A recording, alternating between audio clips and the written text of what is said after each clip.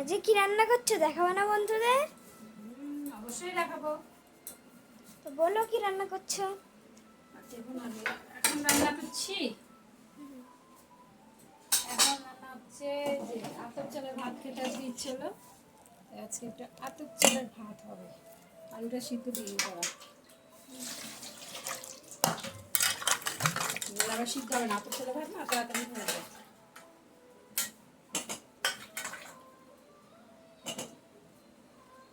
আর রান্না হবে শাক নিয়েছি, দুপুরবেলা করবো শাক ভাজা।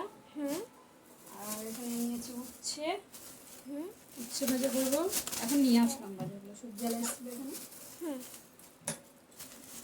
দুটো বেগুন ছিল না, দুটো বেগুন নিলাম, কাঁচা লঙ্কা, এই যে আজকে কি শুধু শাকসবজি করবা? শাকসবজি। এটা দেখতে পাচ্ছিস না এখানে কি কি এটা? আজকে ভালো মাছ নেইনি কিন্তু। তো কি মাছ? দেখাই কি মাছ,